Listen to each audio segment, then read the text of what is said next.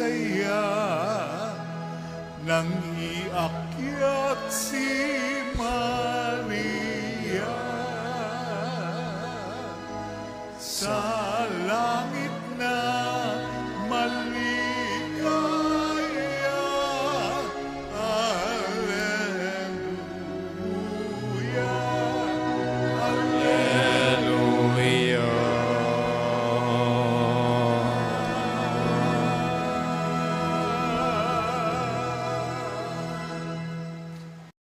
Inyo ang Panginoon. At sumaiyo rin. Ang mabuting balita ng Panginoon ayon kay San Lucas. Papuri sa iyo, Panginoon.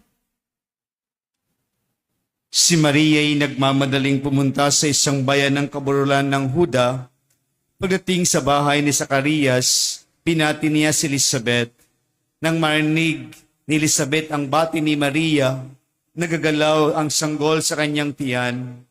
Napuspos ng espiritu ang si Elizabeth at buong galak na sinabi, "Pinagpala ka sa babae at pinagpala rin ang dinadala mo sa iyong sinapupunan. Sino ako upang dalawin ang ina ng aking Panginoon? Sapagkat pagkarinig ko ng iyong bati ay nagagalaw at tuwa ang sanggol sa aking tiyan.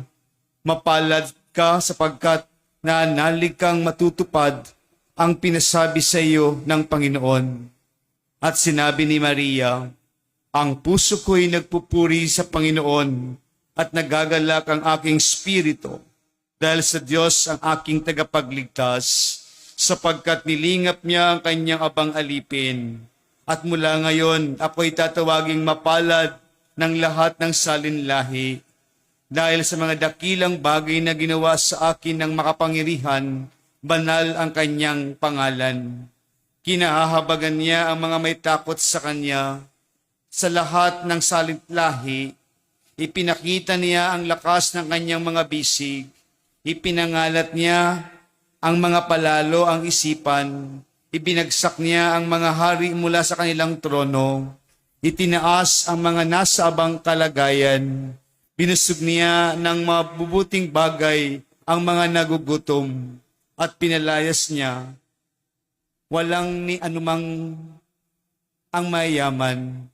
Tinulungan niya ang kanyang bayang Israel bilang pagtupad sa pangako niya sa ating mga magulang, kay Abraham at sa kanyang lahi magpakailanman." Tumira si Maria kina Elizabeth ng may 3 buwan at saka umuwi. Mga kapatid, ang mabuting balita ng Panginoon. Pinupuri ka namin, Panginoong Hesukristo. Umupo ang lahat. Isang magandang umaga po sa ating lahat. Ngayon po, ipinagdiriwang po natin ang dakilang kapistahan ng pag-aakyat sa langit sa mahal na Birheng Maria. Inakyat si Maria sa langit. Alam po natin sa ating panampalataya, si Inang Maria ay may isang malaking ginampanan sa kwento o istorya sa ating kaligtasan. Tunay si Maria ang kasangkapan ng mabuting plano para sa ating lahat upang bigyan tayo ng katuparan at tunay na kaligtasan dahil sa kanyang pagsang-ayon na maging ina ng ating Panginoon, ng ating tagapagligtas. Kaya po, sa ganoong pamamaraan, sa pagyakap natin ng pananampalataya, inakyat si Maria, katawat kaluluwa sa langit. Ito ay pinaniniwalaan nating lahat na si Maria ay inakyat. Tila bagay sinasabing gantimpalang ibinigay sa kanya ng Panginoon sa kanyang pagtupad sa kalooban ng Diyos, tunay na naghihintay na langit. Sa kapistahang ito, mga minamahal na kapatid, ano po ang ipinapaunawa sa atin? Ano ang ibinibigay sa atin ng mensahe? May langit na naghihintay sa atin. May langit o may tinahanan tayong pupuntahan pagdating ng panahon ng ating paglalakbay. Si Maria ay inakyat sa langit sa pamamagitan ng kapangyarihan ng Diyos. Si Jesus umakyat sa langit sa kanyang kapangyarihan. Si Maria ay inakyat sa langit sa pamamagitan ng kapangyarihan ng Diyos. Dahil siya'y tumupad sa kalooban ng Diyos, siya'y inakyat sa langit. At ito ang iniiwan sa atin para tayo din sumunod sa Kanya. Lahat tayo'y inaasahan, may kalooban ang Diyos na dapat nating tingnan at isabuhay araw-araw. Si Maria ay tunay na halimbawa para sa atin. Dahil sa pagsunod sa kalooban o plano ng Diyos, ito'y nagbibigay sa atin ng tunay na kahulugan ng buhay. Kung hindi po natin susundin ang kalooban ng Panginoon sa ating buhay, alam naman po natin sa ating pag-unawa bilang mga tao, hindi tayo makakarating sa ating paroroonan.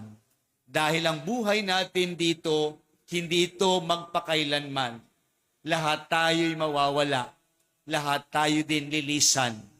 Kaya ang ating pagdiriwang ngayon, ipinapaalala sa atin, nawa, lahat tayo din ay makakyat sa langit. Hindi ibig sabihin, mga pari lang o mga reliyoso o mga madre ang makakakyat sa langit dahil malapit sa simbahan o sa Panginoon. Ito po isang pamamaraan upang kami din ay makakyat sa langit. Ang inyong buhay na pinili araw-araw, yan din ang pamamaraan ng Diyos para sa inyo ibinigay at niyakap nyo para din kayo makaakyat sa langit. O lahat tayo, inaasahan, makaakyat sa langit. Ano man ang buhay, hindi ibig sabihin, no po, ay sila father lang, sila sister lang, yun lang mga nasimbahan. Lahat tayo may kakayahan gumawa ng kalooban ng Diyos upang tayo makaakyat sa langit. Wala nang ibang pamamaraan. Kaya ano man ang buhay na niyayakap natin araw-araw, panindigan natin na tunay masalamin at may sa buhay ang kalooban ng Diyos. Lahat ng buhay o pauri ng pamumuhay, ito'y taglay ang kabutihan. Tandaan po natin yon. Anumang klaseng pamumuhay o estado ng buhay tayo mayroon, ito'y taglay ay kabutihan. Ito'y ipakita natin dahil ito ang magbibigay sa atin ng tunay na kahulugan at tayo makakarating sa ating pupuntahan ang langit, ang kaharian ng Diyos. Kaya po ngayon, sa ating kapistahan, ang pag-aakyat sa langit ng mahal na Birheng Maria, tunay na may tahanan tayong naghihintay sa atin. Ano man ang mga pagsubok sa buhay o hamon, nawa, hindi tayo madala at matuluyan sa mga paggagawa ng kasalanan. Ito ay isang hamon para sa atin na dapat nating pagsumikapan. Ang pangalawang punto ng ating pagdiriwang ngayon ay nagbibigay ng pag-asa. Ang paakyat ni Maria sa langit ay ito ay pag-asa. Buhay na pag-asa. Sasabihin po natin sa ating buhay na po makasalanan tayo. Ngunit may pag-asa. Araw-araw, ito'y biyaya ng Diyos para panibaguhin ka para ikaw'y upakyat papunta sa langit. Ang araw-araw na binibigay sa atin, hindi ginawa at ibinigay sa iyo para magkasala lang tayo upang hindi tayo makarating. Nasa atin ang problema nun. Dahil araw-araw, pag ginigising tayo ng Diyos, pag-asa yan na ikaw ay makakarating sa langit. Ang tanong doon, ano ang ginagawa natin araw-araw? Pinapahalagahan ba natin? Tinitingnan natin ba itong biyaya para sa atin?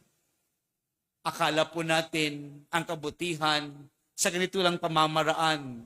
Nagdarasal tayo, nagsisimba tayo. Opo, tama po.